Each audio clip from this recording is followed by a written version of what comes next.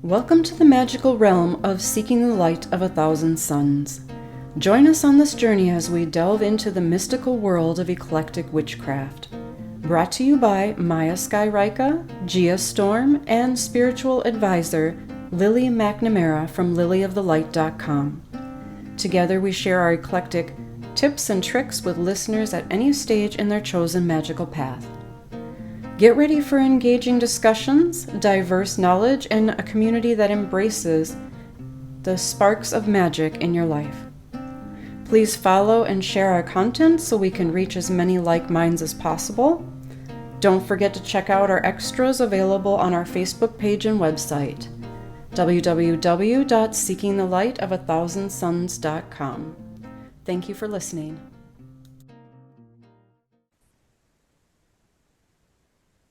Welcome to another episode of Seeking the Light of 1,000 Suns. Today we have a special guest.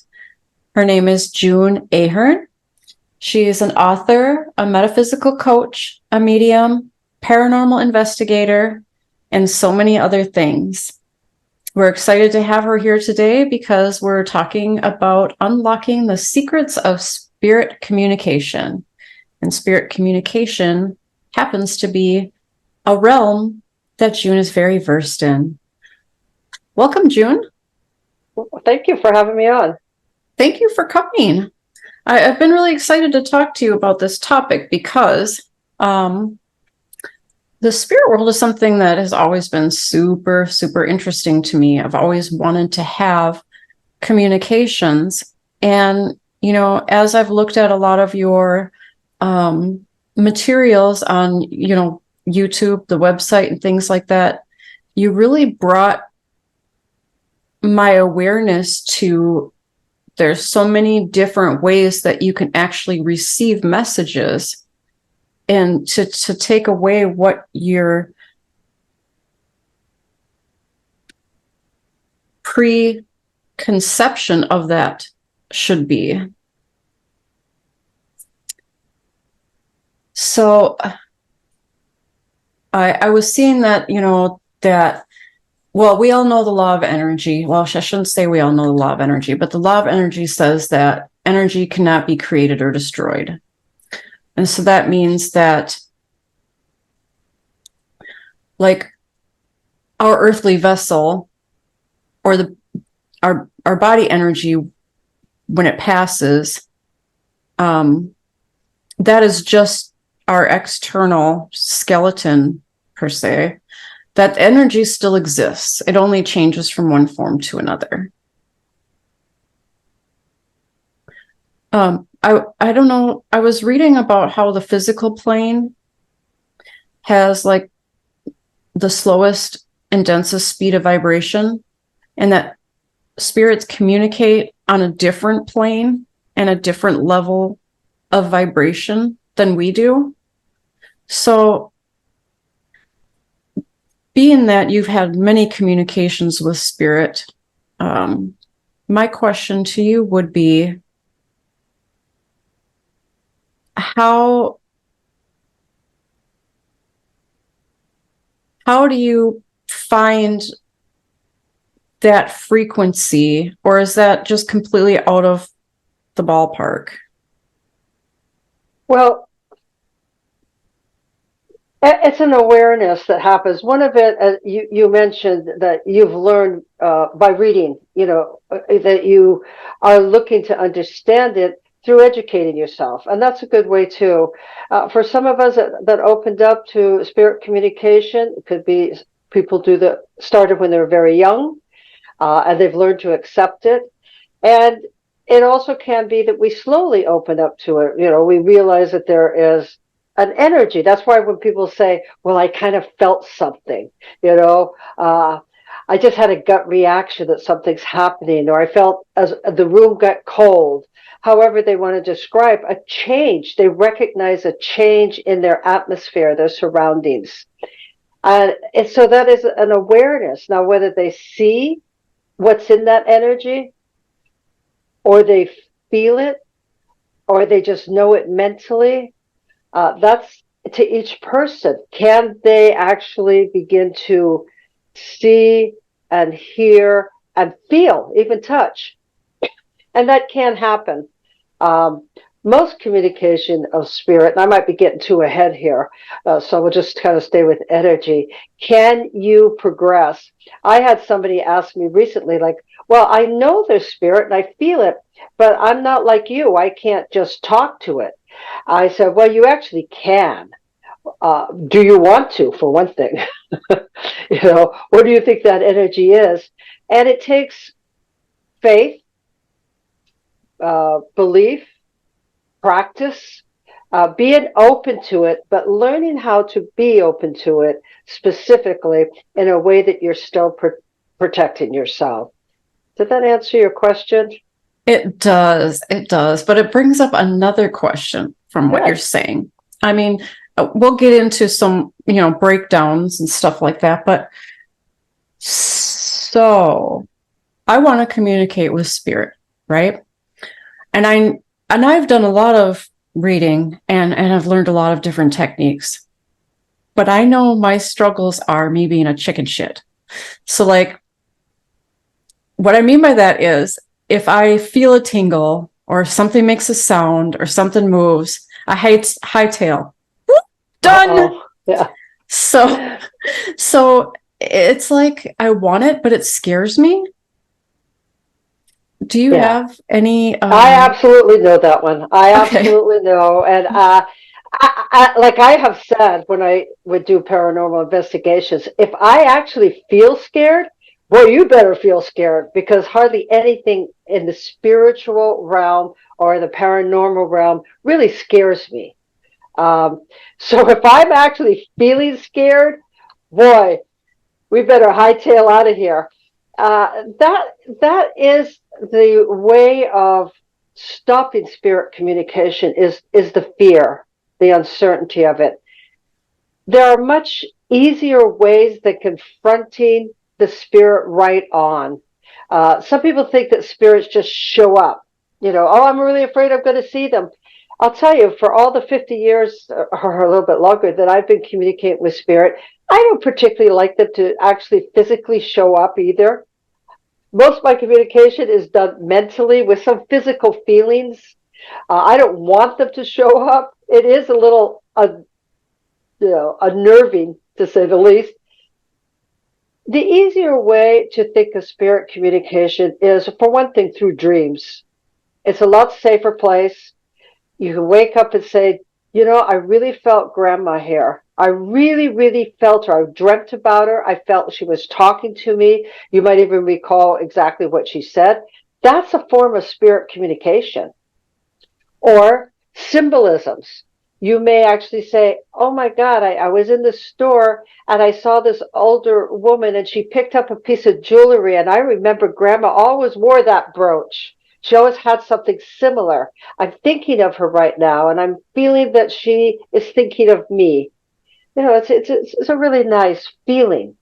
And that's a form of communicating with spirits also. Symbolisms, dreams, chance encounters with other people who begin to talk about a person that has already passed on that you were just thinking about. You were saying, boy, I've been thinking about that too. It's reinforcing, saying that energy is around. I like that. So don't be afraid of it. Well, see, that's the funny thing is, it sounds so contradictory, right? But I talk to spirits all the time.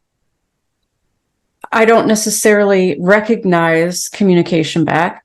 But maybe it's because I'm not warranting any either. You know, like I'll talk, somebody that I worked with passed in February, and it was completely unexpected. And it was very, very, very hard on me. But anytime I have a win at work, or, you know, I think of her because of something that sparks my thought, I'll be like, hey, guess what, girl? You know, and I'll start.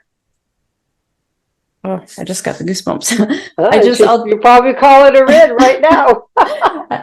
You know, or, you know, I don't have any problem with calling in like other things, like, for example, deities or elements or any of that. But like, I've had some really, really scary stuff present itself. And I think that that has shut me down with receiving to a certain degree. And so. Oh, go ahead. I'm sorry. No, go ahead. Well, let's define a person that has passed that has been close to you. We think of that as the spirit energy of that person, who that person is. And if you live long enough, you've gone to enough funerals, or for me, people have died when I'm actually right with them. I've been with dying people, and then they die. And their body becomes heavy and cold. You almost can't believe it. You're like, well, this doesn't feel right. This doesn't feel like so-and-so. Or this doesn't look like her or him. And that is because, as you said, that's only the physical body now. The real spirit of the person is what continues to grow on in energetic way, in dimensional energetic way. And that's why when we communicate, we don't necessarily physically see them, physically hear them, physically touch them, or smell them, but you could do all of those. All of those senses are included in spirit communication. There are a different kind of spirits that are stuck to a place. We call them ghosts, just to kind of separate the two. Yep. We've got the spirits of loved ones, and then we have what we call ghost. Our ghost spirits, they absolutely are the spirit of the person. But to kind of make a little difference in them, we use different wordings. Right. When you said that I like to talk, I just talked to him, but I want to hear him back again, right? Well, that's not unusual. We have to remember prayer. If you believe in any kind of deity outside yourself, whether it's your God of your heart, angels, ancestors, spirit guides, that in itself, when you do prayers and you communicate with them, if you call in a circle and you say, and I call in all that is good to me, I call in those that will protect me, that's spirit communication. Mm-hmm. It's just a little different. It's one way for me, though. Well, that could be very much because either maybe you are a talker. There's talkers and listeners in life.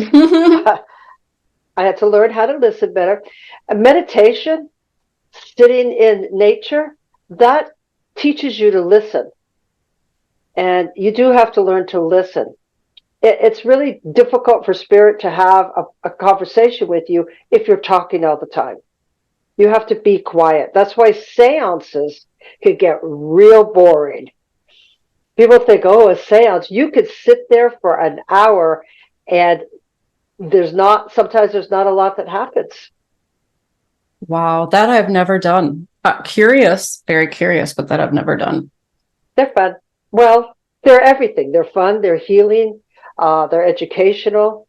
And of course, you want to be with a professional medium, especially if you begin it. Like you're at the beginner. I wouldn't recommend it for people just to go do it if they can't handle it. That makes perfect sense. That makes perfect sense.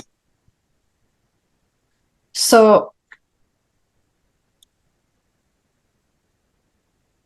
when we talk about the differences in ghosts and spirits, would you say then that you could communicate with both? Oh, yeah, I have. Okay. That's part of the paranormal thing. I remember one time, people like that, the TV shows, somebody said, oh, the TV shows, we get scared and we go, wow. And I always say, if you're that scared and you're doing the paranormal investigation, there's some TV shows, because I saw some to see, well, what's happening out there with that. They shouldn't be doing it. Right. You should be able to be calm and interact. People love the ghosts. They love the ghost stories. They love to go on ghost hunts. They have tours for ghost things. People like it.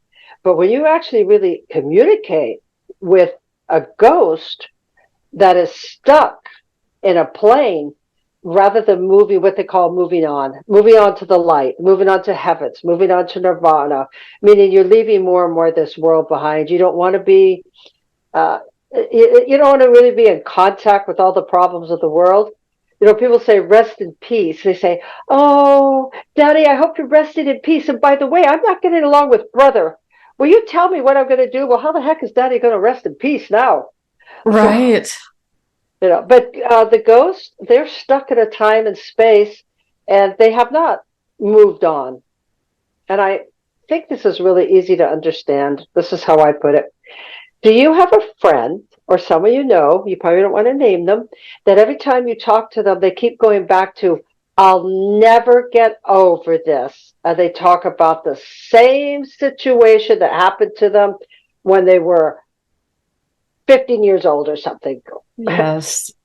Over and over, to the point where you just want to say, get over it. Have you ever told anybody to just get over something? Not out loud.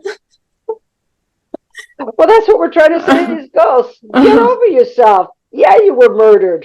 Yeah, you were kidnapped. Yeah, you were whatever. You got to get over that. But they can't. They're energetically are stuck. They're stuck in that time and space. Okay, I think of some friends, clients, when I used to do readings, psychic readings, the client would come and ask the same thing they asked the year before. And I finally got to the point, I said, don't come back to your work on what I gave you. Oh, but that's good, though. That's something they need to hear. Yeah. I think. Oh, yeah. I often wondered why people actually came back to me. I'm quite outspoken. But I mean, that's either something they need to hear, or if it doesn't resonate with them, you're right, then it would be there would not be another visit, right? Yeah, it works. They started working other stuff. So same with ghosts. But not all are stuck in tragedy. And I didn't know that till I started doing one of my first paranormal investigations with the Haunted Bay. I actually met a ghost that told me how happy he was to stay where he's at. He had a great time. He loved it when people actually felt him and would talk to him. That was news to me. I had no idea that there's some that are staying here because they want to. By choice, right? I was going to ask you that question because my understanding from watching, and this is why I love that we're having this conversation, because I'm speaking with a medium and not watching a television program. But like when you're watching like the ghost hunter type reality shows, they'll talk a lot about things being residual energy, that it's on a loop and that it's trapped, and it's not really something that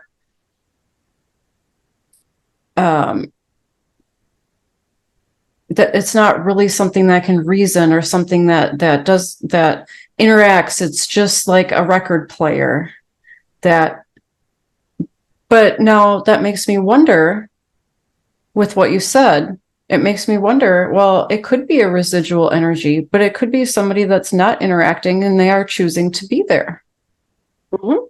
Like I said, that was news to me. I was sure, let us all pray for this spirit to move on. And I met that spirit and said, nah, I'm going to stay here. So I don't have all the reasons and answers, and I don't believe anybody does. Right. Because we haven't gone to the other side and come back and said, all right, I got it. Or maybe I will go back. I've told a few people, I'm going to come back and talk to you. They're like, no, June, please. Rest in peace. Well, that's just the thing, is what we think we want for them might not be what they want for themselves. And when I say they, of course, it's disembodied. It's not, but from what I understand, there's still a consciousness, there's still reasoning, there's still an awareness, there's still decisions like we would in the living. So yeah, they're feeding off of their own energy. It doesn't have to be tragic. Some that you meet, and you don't really want to meet them, are stuck in what we call evil. They could be murderers. They could be horrible energy. I call them low life, low grade energies. There's so much that exists. There's so much that I learned through paranormal investigations. I might have read it in a book, but I didn't really experience it. And now that I've experienced so much, I do know the difference of the different kinds of ghosts, if you will. Yeah, and this might be too much off topic. It might have to be for, another time, another cast, but it also makes me think, going back to me being afraid of communicating with something, a lot of that stems from, for me, it stems from seeing what I call astral uglies. Seeing things that are not really human form, not really from the physical realm. And I have no understanding of it other than the look of it itself terrifies me. And I don't think that really does land into ghost or spirit, but maybe it does. I mean, because animals have spirits. I just we're going to talk to you about animals. Okay, yes, please. Other things do have spirits. So when I see these things that could honestly be in a horror film, I don't know what to take of that other than to run. Yeah, well, people like to be scared. The reason horror films are so popular is people get a thrill out of being frightened. And they're like, oh my God, here comes Freddy. And that's only a portion. And the astral plane, that's somewhat of the fifth dimensional plane that you go into what's called the astral plane when you go into dream time. And you can meet all kinds of unpleasant, and you can meet pleasant. I mean, it really is both. It's the astral plane. It's the space where a lot of activity is taking place. So you could communicate, but certainly in the astral plane, you have to just be very careful of what you draw into you. No, ma'am, that's why I run. You might run, but you can't hide. I know, I'm finding that out. Yeah, and you can do rituals. You can bless yourself, using incense to change the energy in the room because of the scents. The scents go into your intuitive psychic mind, and it calms you down like aromatherapy. You can pray. If you're a particular religion, for instance, John Edwards and myself, we were brought up Catholic. We might say before all of my spirit communications, I actually protect myself in the light. I will say maybe a decade of the rosary. I do pray because I know I could meet unsavory and really just penetrating entities, especially the kind of work I do. So I have to be careful. You can use frankincense, different kind of scents. So people that are in this, if they're really professionals, will do that. If they're taking it for a TV reality show, I don't know if they even do that. Yeah, I don't know that there's any protections in place, or at least not that they're showing anyway. Yeah. And I tell the camera person and the audio visual, I say, listen, let's just stop for a minute, take some breaths, surround ourselves in a place of safety and security, and use the idea of a circle around us, that only what could come in, only good can enter this. Only Right. positive could enter this. Well, it doesn't always work if we're investigating a pretty shady and scary, building. Right. So that brings me to another thought train. Um, so we talked about, ghost spirits and them being, on the astral realm. Would you say that like angels, spirit guides, and those types of spirit communications are within that same realm? Because I've heard a lot of people say that if you're resonating at a higher frequency, a higher energy frequency, that you will be more in connect with things of a higher frequency.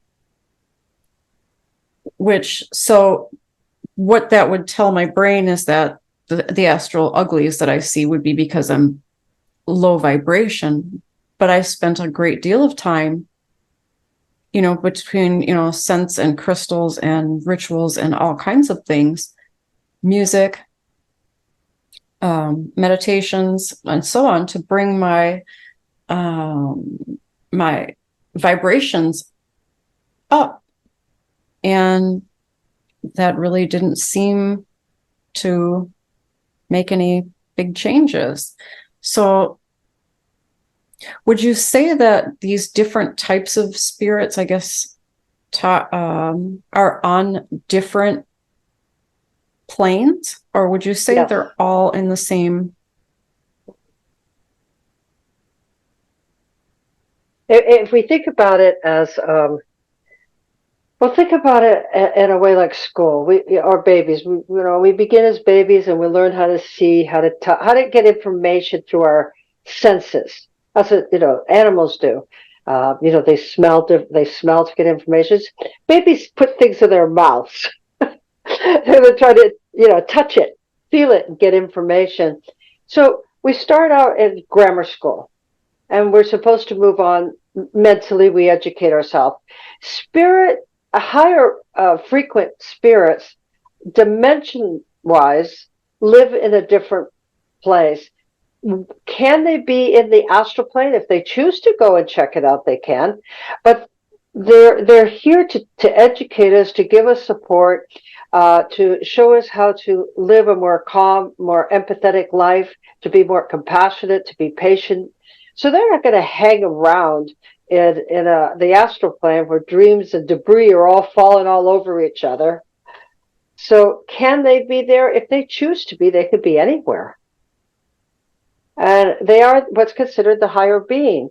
We used to, or maybe, of course, people do, look at ministers or rabbis or priests, and they say, well, they're spiritually the one that will teach me. They're higher than me in their compassion, their love, their understanding. And then you find out, you read all the papers, news that maybe not so. But the angels and the guides are in that plane. Do people really connect with them and hear them? Sadly, no. They don't live with their guides as much in their life as they can. Well, maybe Okay. they don't trust them. They're trusting their own self. It would be saying you're trusting your own ego. You're still in a survival spot then. You're still in Right. trying to just survive this world. In the Right. other planes, as you move up in planes, you're not so concerned with only surviving this world.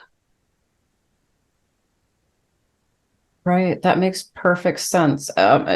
Because part of the whole spiritual process or ascension process or whatever you would like to call it, a lot of that is removing that ego. Burning the ego. Yeah, and the ego doesn't have to be a negative thing. We need the ego to live on this planet, but it wants to be balanced between uh, the physical material world and our spiritual journey. There has to be somewhat of a balance. And anyone who is listening to this, if they pray to a god or a saint, angel guides, all of that, that connection to whatever deity they're divine they're praying to works with that person's own spirit to live more of a pure ego life. So our ego then is saying, I want to elevate myself and not only live on the plane of survival and fear and those kinds of things. Even gossip is not a very good thing. Right. I love Changes the that. energy vibration I of our love own self. I love that you say you need your ego to survive, but you're balancing and cleansing, some of that out. So, in order to live more pure, I guess, for lack of a better explanation, but I mean, that's kind of what I took from it. Is that right? Yeah. The ego is the third chakra. And I read auras, so I would read the chakra auras. Okay. And the ego is our self identity to who we are. If you have a blowing up ego and you just think so highly of yourself, you have a tendency to kind of stand like, wow, here I am. Wow. Hey, everybody, here I am. And if you have a deflated ego and you feel badly about your self image, who you are, you have a tendency to concave. You can tell about a person just the way they stand, what's going on. And Wow. so the ego and the spirit are meant to work together. They're not to separate. It's meant to say, how do I make this life a better place for myself and for another or others? Animals, how I take care of my animals, how I respect them and give that animal what it needs to have a healthy life. Then you'd say you have a pure intention, and so you have a pure ego. Wow. My brain is running off the train. I'm sorry. Yeah, it's a lot to think about. It is. It is Yeah. a lot to think about. And spirit works with that. So even the spirit are the ones that have passed away. They can truly, really work with us for us to be at peace. They can rest at peace. We can live at peace. They can be part of that. That's the beauty about spirit communication. You can heal. You can get information. You can help them karmically on the other side as they are helping you. It's an amazing process. Wow. Yeah, that sounds like an amazing process. I would love to I would love to work on myself more in that area. Well, So, call spirit in. Say, listen, I'm really afraid. Don't show up. I don't need you to show up or to touch me, but would you present to me something Maya may want to have to feel she is living with a greater purpose, to feel that I'm very clear with well, you must be clear. You're doing a show. That's a service. You're given a service. So that's how our spirits on the other side can really work with us. The relationship doesn't have to end. Well, not right away anyway, but it doesn't have to end. It's just how you have the relationship. That's right, all. right. So there's all these different methods or tools that I've read about for spirit communication. And you had brought up seances. I've also seen things that are for and some things that are against pendulums, Ouija boards, automatic writing. Do you have any experience with any of those where you would suggest, what would be good or what to stay away from? Well, I love automatic writing. As a matter of fact, I write it so much I can't even read what I wrote. It just goes across the page. I think automatic writing, where you sit down with a blank piece of paper because you may not stay on the lines unless you're, I was going to say, unless you're a Virgo. I don't mean that, everybody. I don't mean that. I'm just kidding. Um, so, yeah, and you just sit and you just relax, and you've got the pen in your hand, and you just say, call the spirit you would like to talk to. Maybe it's your best friend has gone over. You say, if you have something you would like to communicate through me, because there actually is a link between the brain running down the arm to the writing hand. I mean, this is scientifically proven. That's why children, they're not learning to write anymore. They're not doing cursive. So you just sit there and you ask a question.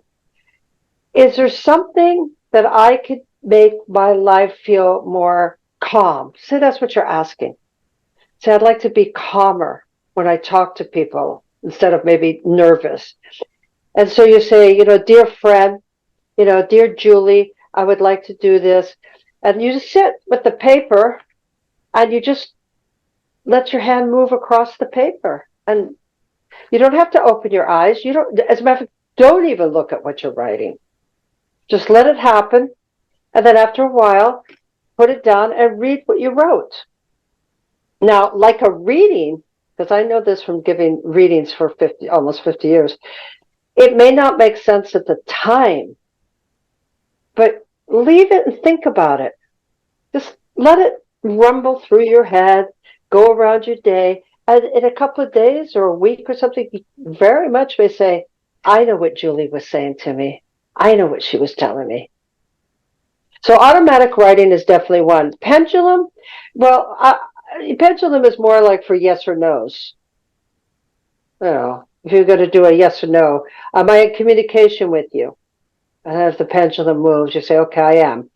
Am I in communication with my mother? Nothing or no. So pendulum is fine. I am flat out not a fan of the Ouija board. Yeah, I'm not either. Flat out not. I know people use it. I don't like it. I believe that would be in that realm of the fourth and fifth dimensional space.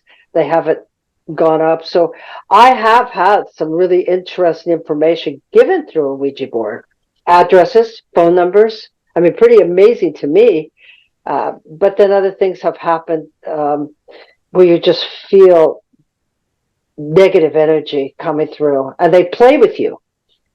They play through the Ouija board. They lie. There's a lie going on. So I am not a fan of the Ouija board. Nope, nope, nope. Seances. There's the spiritualist church, and I don't know if in your area it's pretty worldwide. The spiritualist church.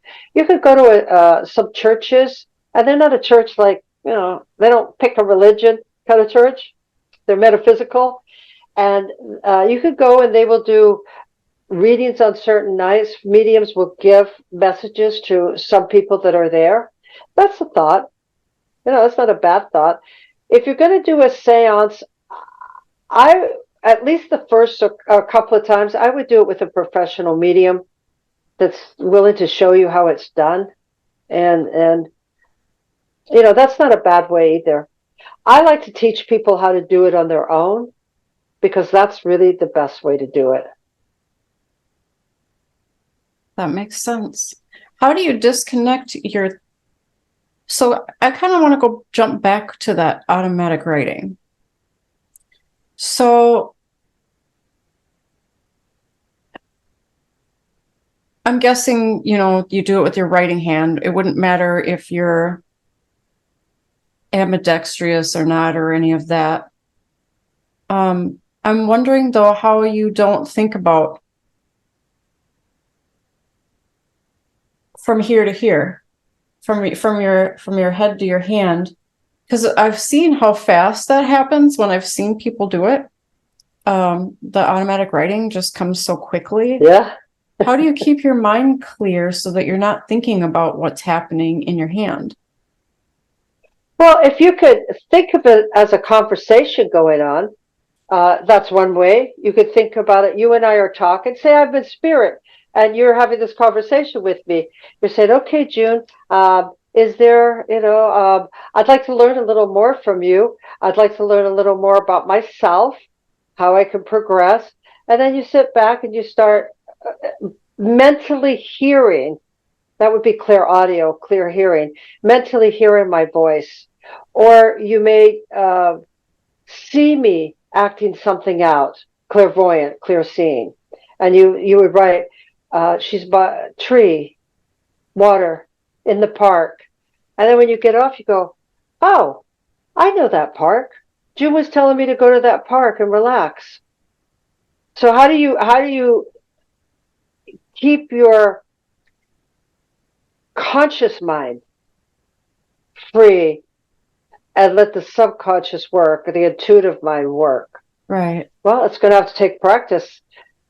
It's going to take practice. It sounds people do that through learning how to actually reflect or meditate. As soon as you mention the word meditation, not everybody, many people have said, I can't do that. I said, yeah, that's how we all felt when we started this meditation. Right. So call it reflection, a time to just think, get something in your mind you like. You could imagine looking at clouds drifting by. You could imagine a candlelight, a rose, a flower that you like. And just keep your mind on something simple. Train your mind to go to something simple. You know when you fall asleep at night and you have a hard time, so you start counting sheep or something? Same idea. Just keep your mind simple. And that's how it flows through. Don't try to figure it out as you go along. When I would be doing that's what I was thinking, it would be really hard not to think of the answers and think about what's happening there. Yep. Well, you have to free yourself. I mean, when I was writing my books, I started checking every line. I would type a line and then I'd look for the errors or whatever. And then finally my editor said, you know what? Let me do that. You just go ahead and write. So same idea. Just go ahead and write. Afterwards, you can figure it out. Unless you're like me and I can't even tell what I wrote, but because I'm writing too fast. I like automatic writing. What other type of things for preparation do you find important? I'm sure that like the mental state is one of them. Is there other important preparation things before you would talk or that you would suggest for people to do before they try spirit communication? Yeah. See, for me, they come everywhere and all the time. I even was talking to a guy. A spirit showed up when I'm looking at the cans of beans of different kinds to make my 3-bean salad, and a man standing next to me, and he's looking, and then his father shows up in spirit, and he said, "Would you tell my son?" And I'm like, "Oh my God, here I am. I'm at the supermarket." Oh no! Now I'm looking to see. Okay, I like that kind, and so what I did, as I said, it happens to me everywhere and all the time, but that's me. So going back to preparation, I would do it at a time of day and a place that you will not be interrupted. Oftentimes, night is best for people. People say, oh, spooky night. Well, at night, things are supposed to kind of calm down, right? Right. The kids are in bed. You unhook all your phones. Do not take in your cell phone.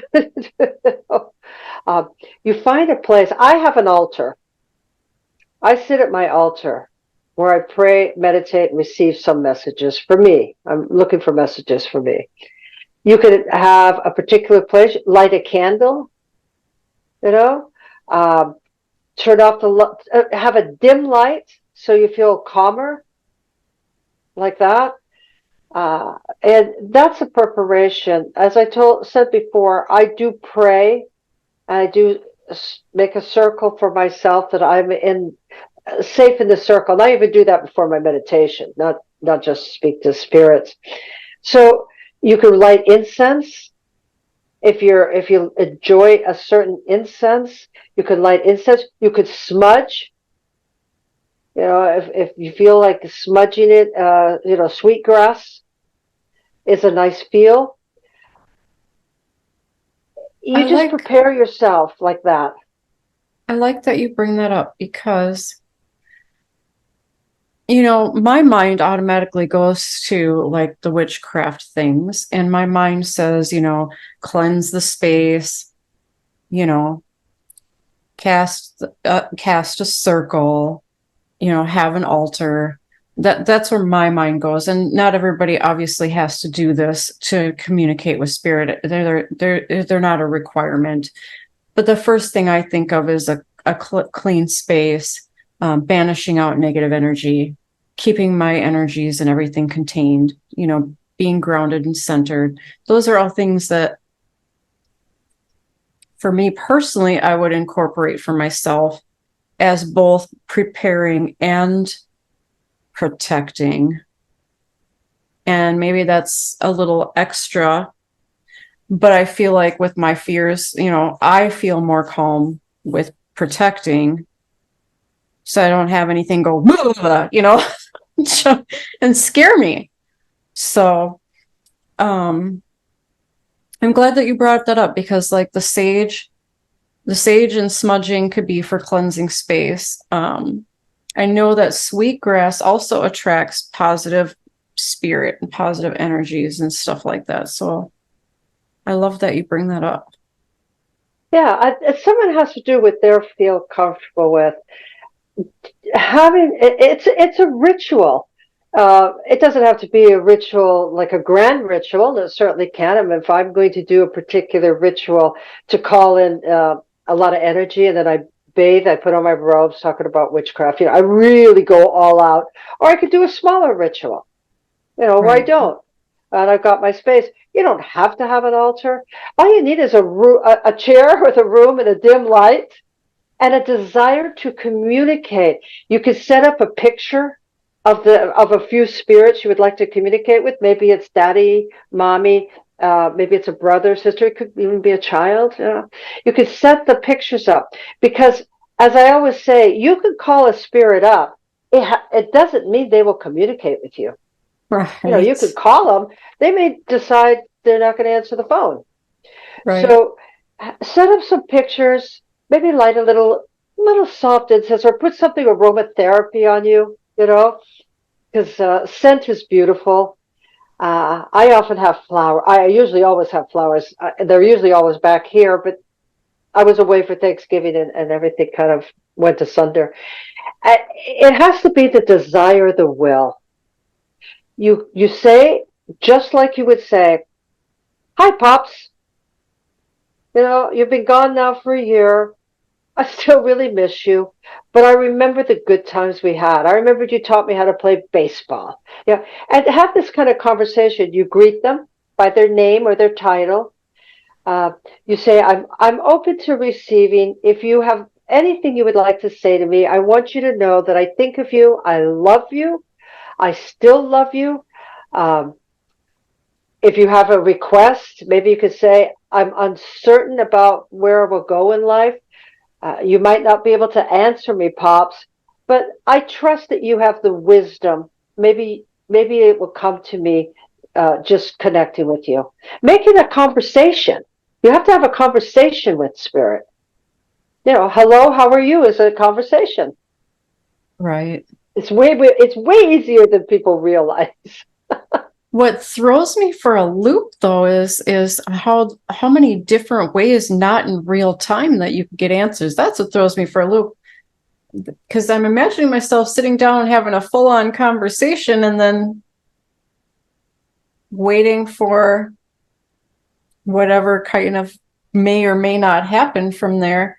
We're so used to, in our world now, we're so used to that instant gratification, so used to having everything happen now. And that's the beauty of it too, is that it's still, you know, teaching patience and teaching, you know, um, Lost my thought. I think those are really good points, real excellent points. You're bringing up what most people will be thinking while they're listening to this podcast. Instant gratification. I talked to them, they didn't talk back. I called on God, I didn't get an answer. Answers come the way life changes, chance encounters with someone else, symbolism, what I was talking about earlier, your own realization when you just go, oh, wow, wow.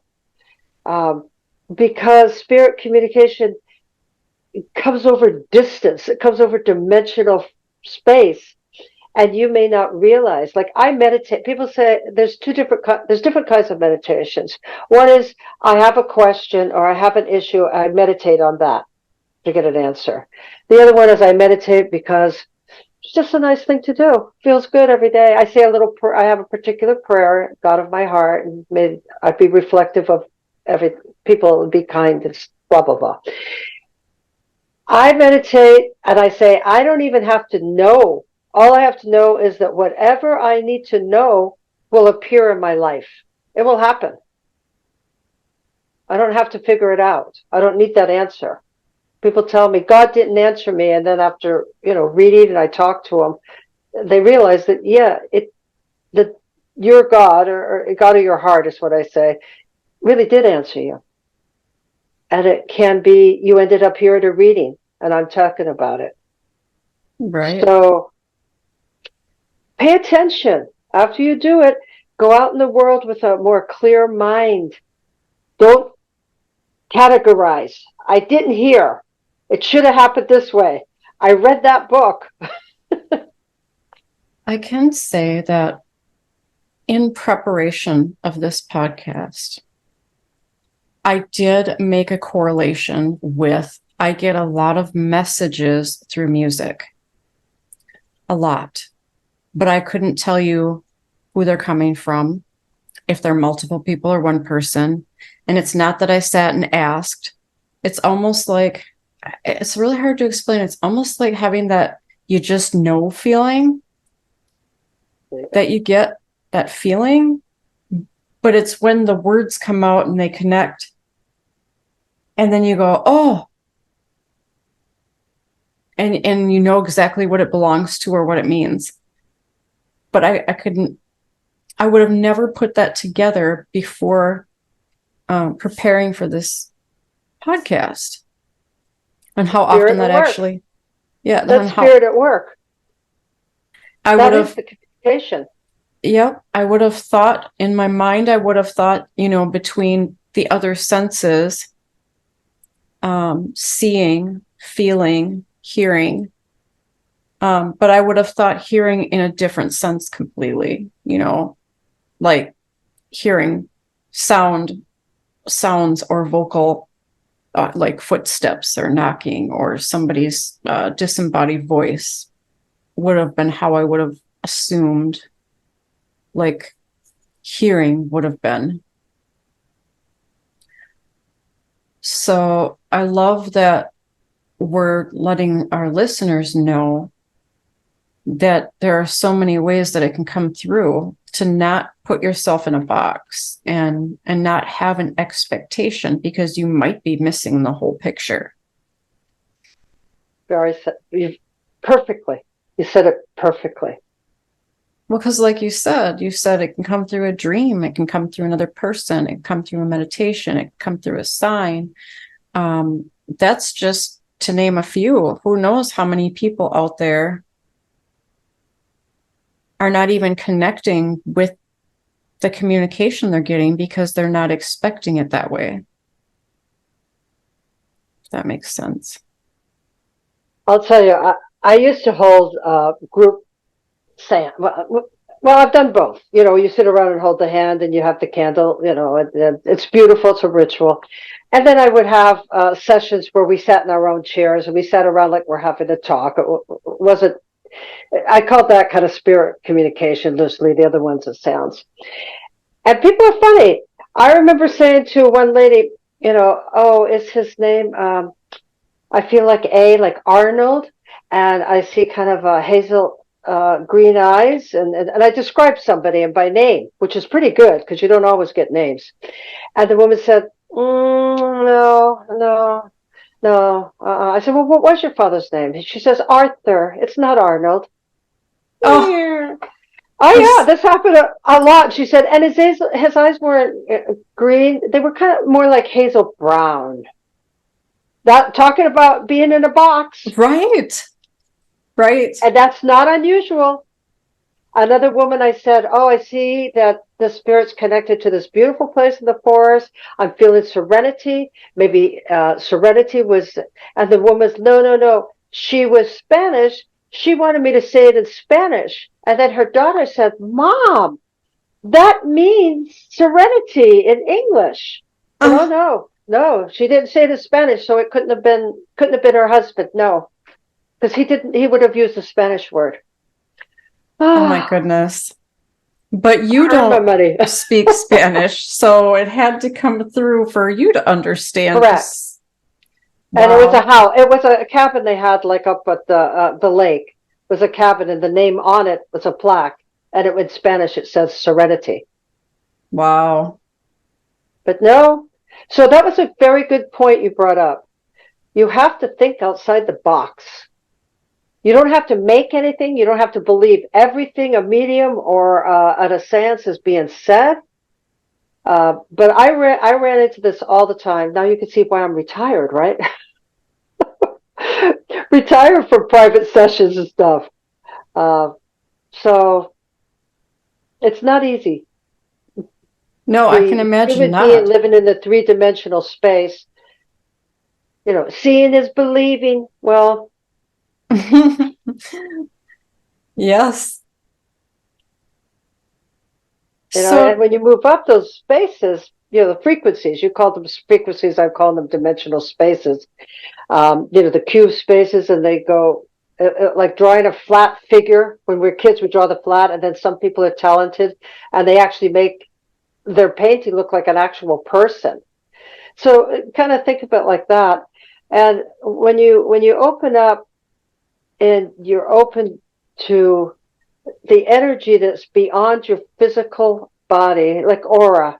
Like I've seen a lot of orange energy on your throat chakra, you know, and orange is kind of a color of the second chakra, but if it's up there, it's you learning more how to speak your truth in a more uplifting way than in a way where you're speaking your sorrow. In other words, you must have been doing some work to heal childhood, past things. So it's working. Your fifth chakra is opening and it's working in a better way. Your communication skills are better. wow. That's funny that you say that because I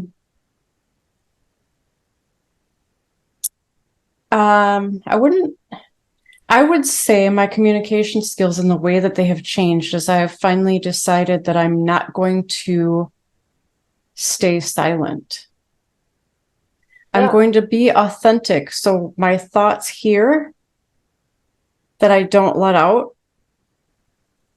I'm starting to let out. And what I mean by that is like, I grew up with a lot of, like you said, the traumas. You make mountains out of a molehill. You're a drama queen. If you don't have anything nice to say anything at all, like all these things have made me always stifle stuff. Don't rock the boat. Don't cause any conflict. More cowardly and more feeling shame with speaking my truths because they may rock the boat. And that's so interesting that you say that because that is very, very recent, like still work in progress. This is a new thing for me. So singing and chanting, and you could do this even before spirit communication. That spiritualist church, they do it. singing raises vibrations. So before you communicate, you could sing, you could chant. Chanting is easy. You could chant anything you want, like, isn't this a lovely day? Isn't this a lovely day? You don't have to do the whole sacred Buddhist chanting if you don't want to, though they're very Yes. powerful. So singing and chanting will raise a vibration in the room. And spirits really enjoy singing Gregorian chants. That's why they were so popular. Uh, Mellow music, usually some instrumental music, not anything hard, rock and roll or anything. That's not going to raise too much vibrations No because it's heavy a kind of metal? a lower chakra. It's kind of in the lower chakras. Drums Okay. and such are in the lower chakra space, and that's not a good or bad thing. It's just that's where they are. So that would really be healing for you. And it reminds me of a friend of your mother. It's either an aunt of your mother's, an aunt of your mother's, or an older friend of hers that really was a little crusty, I would say, used her voice to say whatever she wanted to. She's in spirit now, and she's supporting you speaking out. Nice.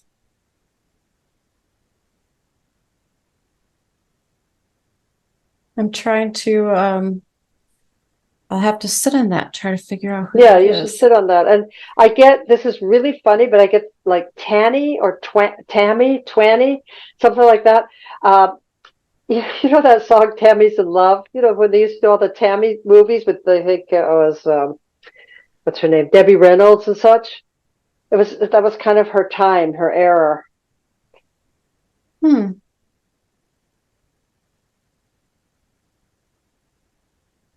I'm gonna have to ask my mom. I Yeah. think I might know who that is. I don't know her well. She would have been when I was really younger, but I think I might know who that is.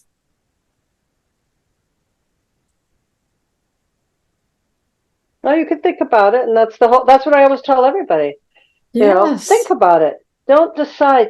When I would have people, they wanted to decide right then and there if I'm right or wrong. Um, I No, just, I'm sure you're right. I'm positive. I'm just well, trying I to may now. not be. I'm searching through Yeah. the No, I may archives not to be, see.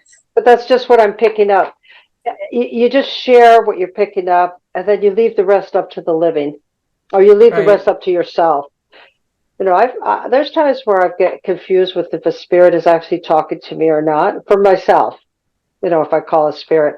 So if I'm really distressed about someone who has passed and I don't feel I'm hearing them right, I will go to another medium because Oh, I'm too emotionally involved with my sorrow to feel I could get the right information. So I will go to another medium.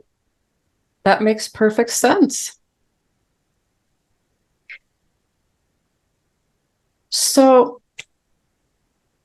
this has been amazing, just amazing. I would like to let our listeners know um, where they can find your book about how to talk with spirits. If you'd like to share that information and what that entails, that would be awesome. Well, like just about everybody else, my book, How to Talk with Spirit, is in print. It's an ebook. It's an audio book. It's on Amazon. It's on Audible. I think it's called Audible. Yeah, yeah. So it's on Amazon in all forms. If they really want to contact me through my webpage about having a within the United States, having an personally autographed book, then they would contact me to send them a book. I don't think I have that many left. I'm actually pretty much out right now. I have a few left.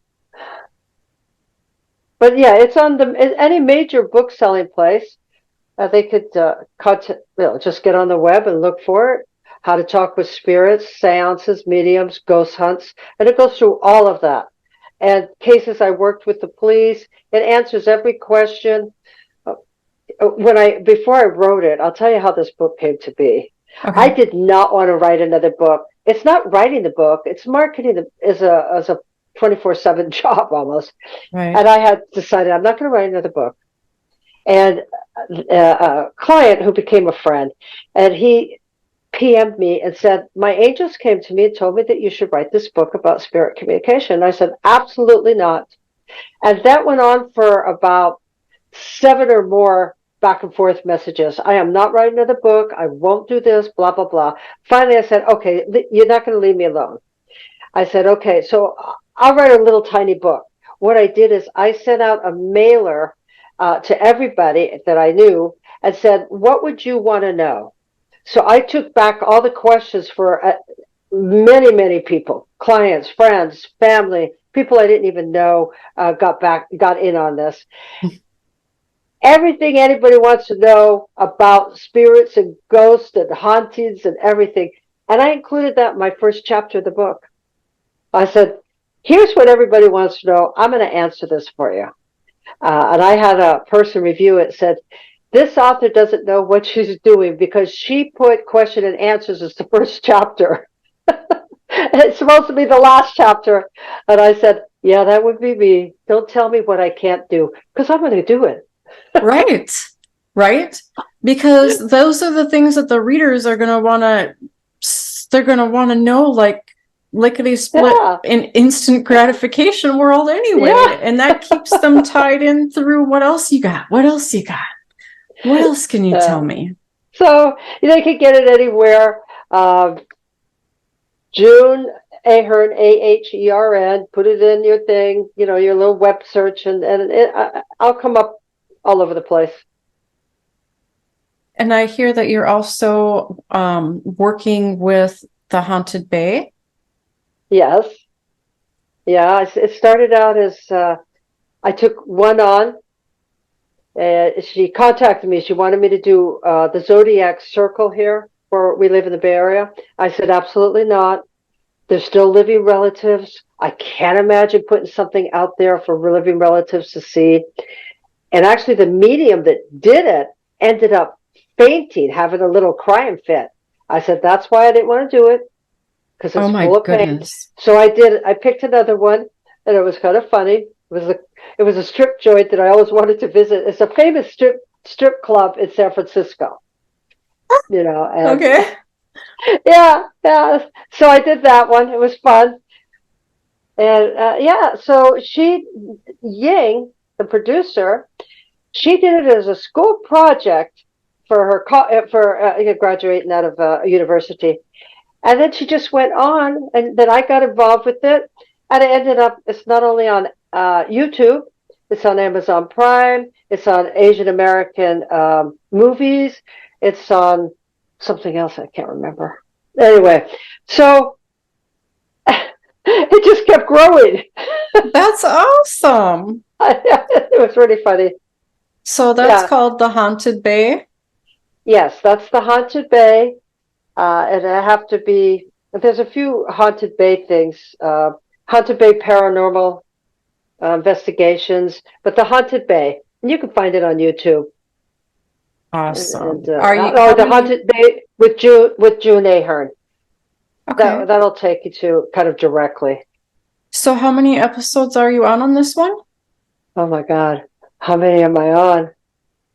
I can't remember. Maybe 13, 12. Oh wow. Okay. Yeah, awesome. We've done a lot of places. And there's some places that I didn't wasn't really particularly interested in. So there's some other mediums, like Annalisa is a fantastic medium, and she's on some of them.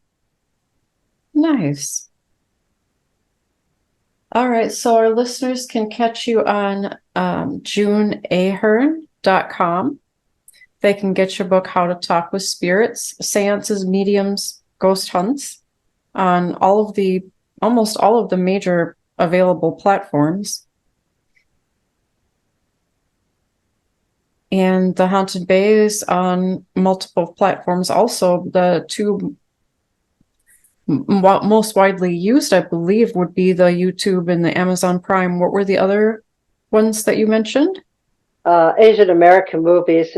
But go on YouTube and you can watch them. Leave a comment, leave a thumbs up, leave a comment.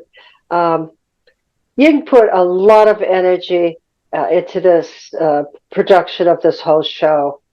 And she's a she keeps going even when things are against. It's really hard to put a show together, by the way, I bet it but she is. keeps going. Wow. Good, good. That's good for her. Is there anything else that you would like to, in conclusion, is there anything else that you would like to add about spirit communication or about yourself, Well, before? I think a little bit about spirit communication. One of the wonderful things that are happening right now is that there have been scientific studies that are supporting spirit communication. There's actually a therapy. People can go to a particular therapy, and I can't recall the name of the kind of therapy, where they use spirit communication to heal their trauma or to heal whatever is upsetting their life. There's a film out called Living with Ghosts or Life with Ghosts, but it's two ways. And they bring on professionals, scientists, and therapists, and they talk about how spirit communication, grief. They talk about grief. It's normal to grieve 1 or 2 years. After that, it's called you get into long-term grief. I say to people, keep an open mind. Does it make your life better to communicate with spirit? And how could you do it? My book will tell people the best way to communicate with spirit to get that place of comfort and connection. And I think that that's important. I feel like that's my life goal right now. I'm mostly retired, and I just do what I want to do now. Like, thank you for having me here. You were kind enough to say, yeah, okay, you can come on as a guest. It's to spread the word. So watch that film. It's a film, a documentary, Living with Ghosts. As far as I believe that if someone really wants to communicate with spirit, they absolutely can. There is no need to be afraid of it, but set it up right. Don't jump into it. Uh, if you're going to go on a ghost hunt, don't think that you may bring home more than you want. So I write about that in the book too, how to protect yourself. And that's what I have to say. Awesome. Well, I am so happy that you joined us. I love the stuff that you touched on and how you opened probably many minds on spirit communication and how that may or may not take form for people. So thank you so much for being here. You have a great night. Thank you.